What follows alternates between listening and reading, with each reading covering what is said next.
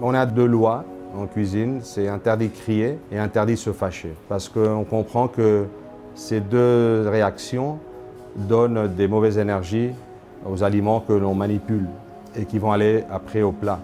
Et donc on essaye de travailler toujours dans une bonne ambiance. Comme ça, dans notre esprit énergétique, on comprend que quand les gens vont ingérer et manger les produits que l'on a aimés, que l'on a traités avec la valeur qu'il faut, ils vont avoir une meilleure digestion aussi. Et donc on conçoit l'ingestion comme un plaisir, mais aussi un deuxième plaisir, c'est la digestion.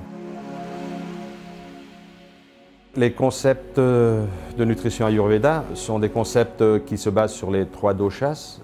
C'est Vata, Kapha, Pitta. C'est les trois doshas qui déterminent l'individualité de chaque personne, qui nous donnent l'identité individuelle de chacun. Appliquer l'ayurvéda individuellement au restaurant, c'est très difficile parce qu'il faudrait savoir comment est chacun, ou qui est chacun au niveau ayurvédique.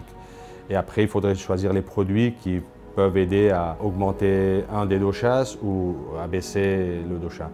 Mais nous, on prend en tant que concept l'idée qu'en Ayurveda, quand tu manges, si tu manges 70% de végétaux et 30% de protéines animales, tu es dans un équilibre qui est bon pour ton organisme. Donc, ça va aider à avoir des digestions beaucoup plus souples, beaucoup plus légères et beaucoup plus commodes.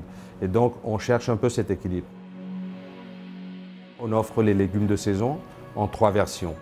On a une version qui est végane, une version végétarienne ovo-lactique, et une version omnivore. Quand on parle de menu omnivore, où il y a la protéine, on reprend l'équilibre, ne pas dépasser ce 30% en protéines animales. Donc au fait, on est en train de pousser les gens qui veulent que de la protéine à manger beaucoup plus de légumes.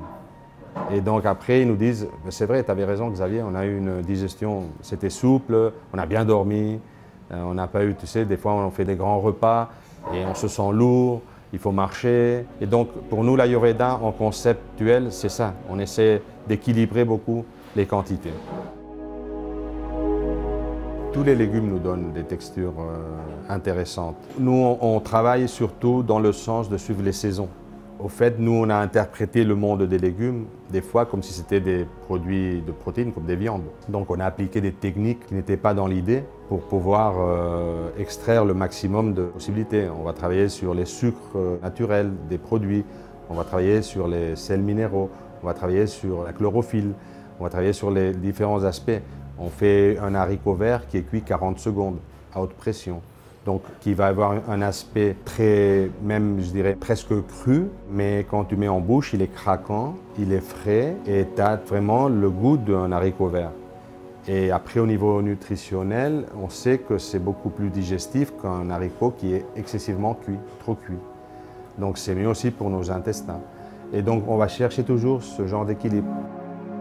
On va travailler une pomme de terre que l'on va cuire et on va laisser reposer une journée parce que comme ça, l'amidon A va se convertir en amidon B qui va être mieux pour le système digestif. Donc au fait, on essaie d'être très équilibré, même si je n'ai pas trop de notions au niveau nutritionnel, mais on a des spécialistes qui peuvent nous aider.